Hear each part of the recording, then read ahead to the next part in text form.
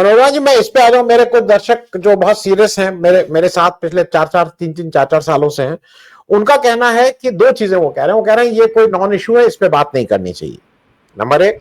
Number दो, वो ये कह रहे हैं कि बीजेपी सफल हो गई, मेन इशू एसआईआर से फोकस हटके अब लालू प्रसाद यादव के घर की बात शुरू हो गई। मेरा लेकिन इसमें थोड़ा फर्क है, और इसलिए मैं आपसे ये पूछ रहा हूं।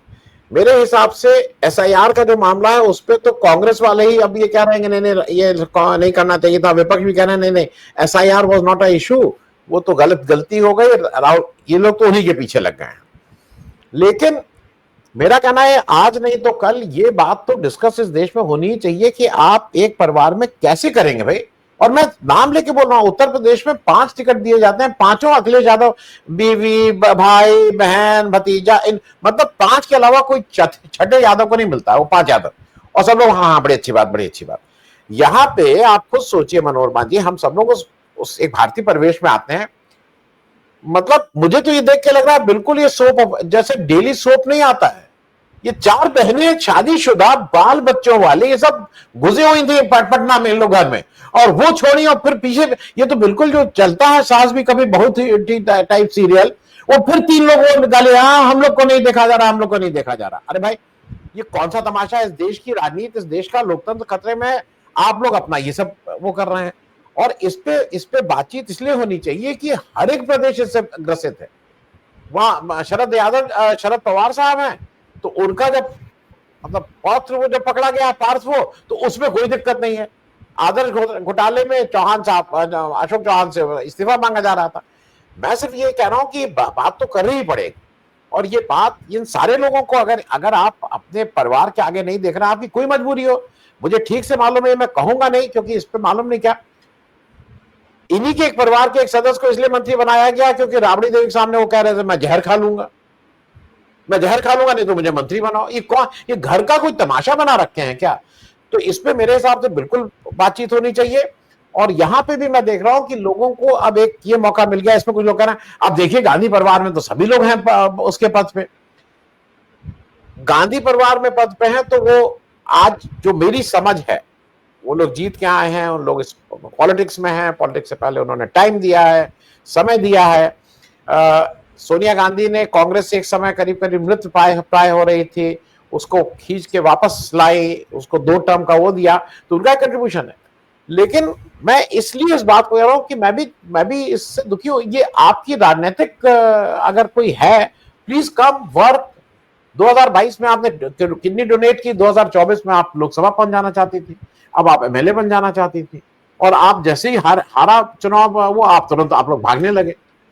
मैं ओवरऑल इज इट मैं दोनों चीजें पूछ रहा हूं आपसे। एक तो ये जो हो रहा है वो, और क्या इस पे डिस्कस नहीं करना चाहिए? ये डाइवर्जन टैक्टिक्स बीजेपी की है, तब तो ये और खतरनाक है। बीजेपी अगर लालू यादव के घर में घुस के ये सब करवा दे रही है, तो इस पे तो और बात होनी चाहिए मेरे हिसाब से। मनोरमा जी।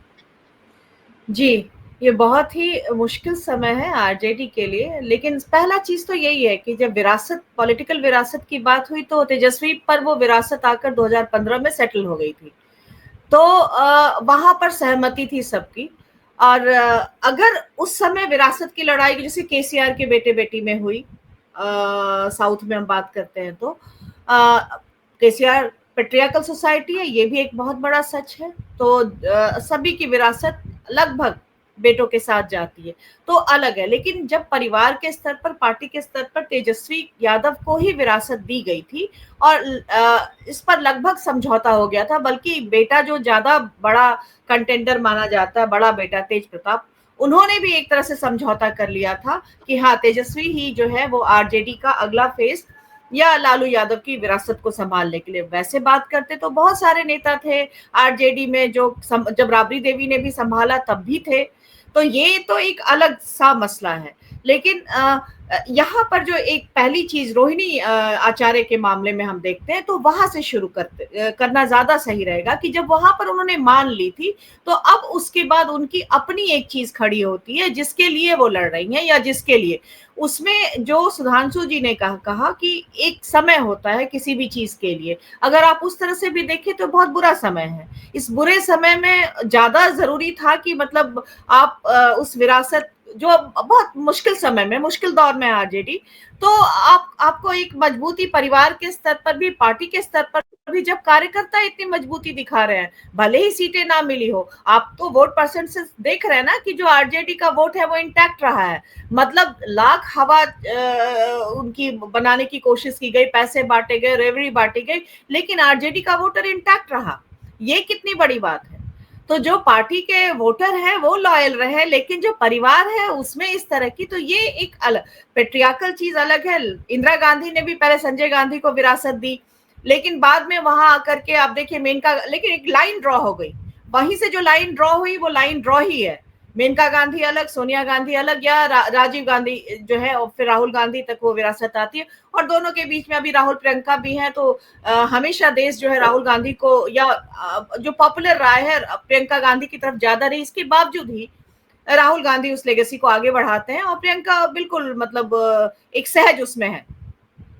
तो अलग चीज होता है। अब हम देखते हैं और इसकी भी बात करते हैं कि जहां विरासत नहीं होती, नीतीश कुमार को देखिए, उनकी अपनी कोई विरासत नहीं थी, तो उसको लेकर के भी लगातार सवाल उठे कि जब नीतीश को कमजोर माना जा रहा था तो जेडीयू का क्या होगा, उनका कोई वो नहीं, उनके बेटे को लाने की बात हो रही थी, तमाम चीजें होती। अभी हम देख रहे हैं जयललिता ने कोई विरासत नहीं छोड़ा, तो आप एआईडीएमके की हालत देख रहे हैं तमिलनाडु में।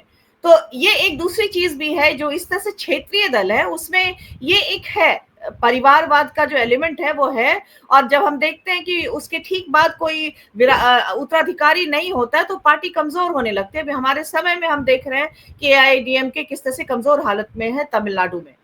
तो और नीतीश कुमार के लिए भी ये बात जताई गई थी। वो अलग बात है कि अभी इस तरह के रिजल्ट आए हैं जो है, लेकिन फिर भी उत्तराधिकारी का सवाल तो हमेशा, और ये डर है कि यही एक चीज है जिसकी बदौलत कहीं नीतीश कुमार की पार्टी का अभी नहीं sentiment, public sentiments Nitish Kumar के साथ है, तो उनका एकनाथ शिंदेकरण कर दिया जाए।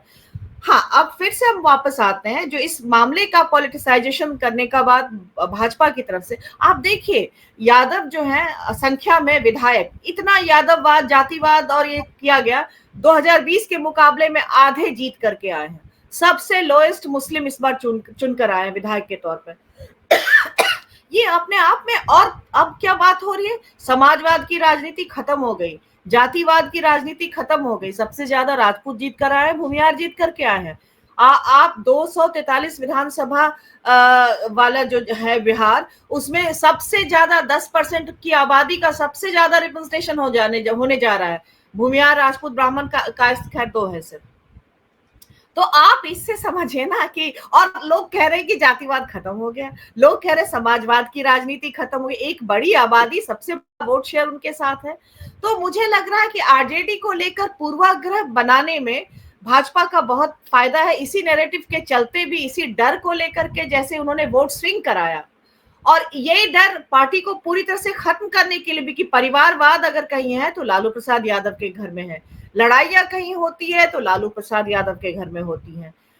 इस तरह से लड़ रहे हैं, धृतराष्ट्र है लालू प्रसाद यादव, और बाकी सब नहीं है, बाकी और कोई धृतराष्ट्र नहीं था, सिर्फ लालू प्रसाद यादव ही धृतराष्ट्र है। तो ये तमाम चीजें एक पूर्वाग्रह है जो आरजेडी के लिए बहुत मुजंगल राज का, जो 90 के बाद से शुरू किया गया, 7 जो लोकेशन से आने वाली राजनीति थी, और तमाम उसमें सभी दल शामिल है, उसी को आज 20 साल के बाद भी, 25 साल के बाद भी काटा जा रहा। और ये सबसे ज्यादा मतलब इसके साथ अटैच किया गया है आरजेडी की राजनीति के साथ, और तेजस्वी को इसकी कीमत चुकानी पड़े। अभी आप तमाम इस तरह के इस नैरेटिव पे आप देख लीजिए जिस तरह से काम किया जा रहा है। आप उनको बोलिए कि कहाँ खत्म हुई है, कहाँ खत्म हुई है, जब उनका वोट परसेंट इंटैक्ट है, सब कुछ इंटैक्ट है। तो इसका मतलब है कि और टार्निश करने की कोशिश की जा रही है। जो 25 है उसको भी, हाँ, एक गलती तेजस्वी यादव की तरफ से, अब मैं नहीं जानती, उन्होंने कभी खराब कुछ नहीं बोला, डिग्निफाइड साइलेंस अगर इसको कह सकते हैं, तो वेट करते हैं। लेकिन पार्टी के कुछ लोगों से मेरी बात हुई, उन्होंने वो बहुत मतलब बेकरार है कि इस पर ना बोला जाए, जो रोहिणी आचार्य का मसला है, क्योंकि पब्लिक में आया है। तो लेकिन अभी निर्देश है कि इस पर नहीं बोला जाए, परिवार का ही कोई बोलेगा, तो प्रवक्ता भी कुछ नहीं इस पर बोल रहे हैं। तो देखते हैं कब इस पर बात आती है। अभी तक तो ये है, तो ये डिग्निफाइड साइलेंस है कहीं ये, और लेकिन लोगों को लग रहा है, पार्टी से जुड़े लोगों को लग रहा है कि इससे नुकसान हो रहा है, और जल्दी ही तेजस्वी यादव को इस पर आकर के बात करनी चाहिए, कहना चाहिए सच में क्या चप्पल फेंक कर मारा, सच में क्या, क्योंकि थोड़े दिनों पहले उन्होंने कहा था कि मेरी सम्मानित दीदी है वो, उनका जो भी फैसला है, उनकी जो भी राय है, पब्लिक में आकर के कहा। जब पिछला स्टेटमेंट उन्होंने दिया था रोहिणी आचार्य ने, तो तेजस्वी यादव ने पब्लिक में आकर के ये सिर्फ एक लाइन कहा था कि मेरी सम्मानित दीदी है, मैं उन्हें बहुत सम्मान करता हूं, आदर करता हूं। तो एक ये भी है, तेजस्वी ने कभी भी कुछ भी अपशब्द जैसा कुछ किसी के लिए भी नहीं कहा। जब भी बात भी की गई है तो उन्होंने हमेशा तर्कों, तथ्यों और उससे जवाब दिया है। चाहे नीतीश कुमार ने भी कुछ अप्रिय कहा है तब भी चाचा कह करके बात की है, तो चाहे मोदी ने भी कही है, उनके परिवार पे हमला किया है तो भी। तो आपको ये भी करना हो। तो हम लोग देख रहे हैं कि वो डिग्निफाइड साइलेंस है, लेकिन कहीं ये नुकसान ना कर दे। बात आगे आके पब्लिक में आई है, बात तो रखनी चाहिए, और प्रवक्ताओं को भी छूट देनी चाहिए कि वो इस पर जो भी उनकी लाइन है वो आकर बोले इस पर।